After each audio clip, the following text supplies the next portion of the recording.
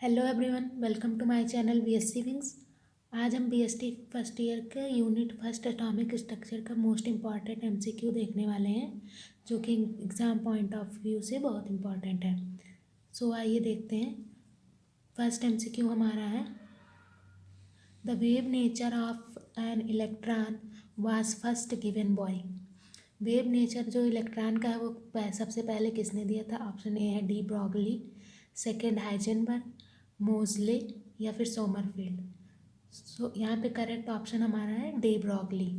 इन्होंने moving particle के जो वेवलेंथ है और जो वेलोसिटी है उसके बीच में एक रिलेशन दिया था जिस रिलेशन को हम कहते हैं डी ब्रॉगली वेव इक्वेशन।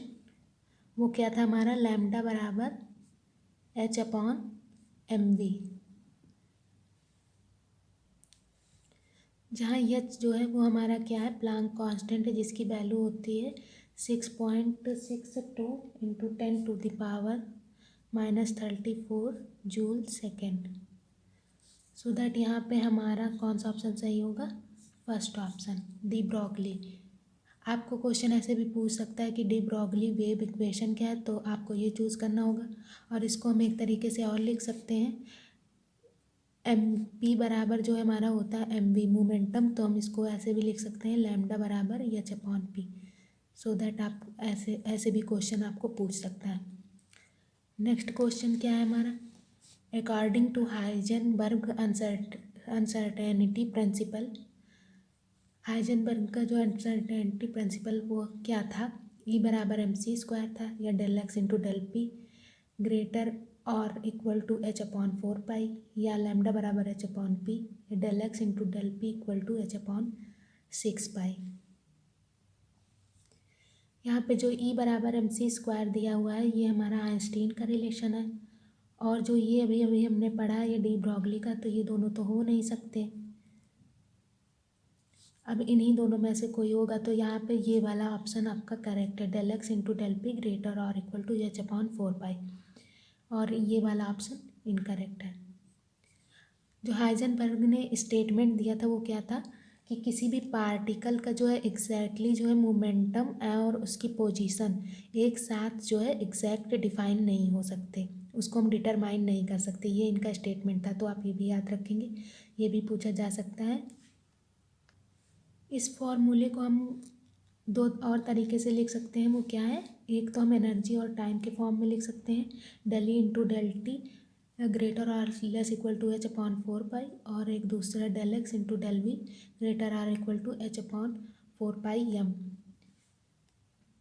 यहाँ पे जो डेल एक्स है ये अनसर्टेनिटी इन्वॉल्व इन पोजीशन है, और ये जो del v uncertainty involve in velocity, और ई जो है अनसर्टेनिटी इन्वॉल्व इन एनर्जी। आइए नेक्स्ट क्वेश्चन देखते हैं। थर्ड क्वेश्चन हमारा, the shape of d orbital is spherical होगा, ट्राइगोनल होगा, डम्बेल होगा, या डबल डम्बेल होगा? हमारे पास जो है सब SP-D-F ये जो ऑर्बिटल होते हैं, एस का जो है शेप होता है हमारा स्फेरिकल, और जो पी का शेप होता है वो हमारा होता है डम्बेल, और जो डी का शेप होता है जो कि क्वेश्चन में पूछा गया है वो हमारा होता है डबल डम्बेल। यहाँ आपका डी ऑप्शन करेक्ट है। और एफ का जो होता है, एफ का शेप जो है होता है हमारा कॉम्प्लिकेटेड।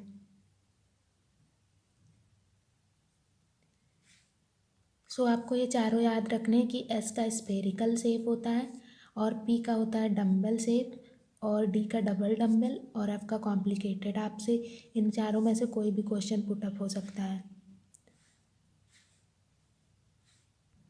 फोर्थ क्वेश्चन जो है आपका वो एक बार यूनिवर्सिटी एग्जाम में पूछा भी जा सका है 2018 में, orbital angular momentum for a D electron is, option A 6h/2 pi, √6h/2 pi, 12h/2 पाई, या √12h/2 पाई। यहाँ पे आपका बी ऑप्शन जो है करेक्ट है। √6h/2π। आपको इसको याद रखना है क्योंकि एक बार ये पूछा भी जा चुका है, इम्पॉर्टेंट है।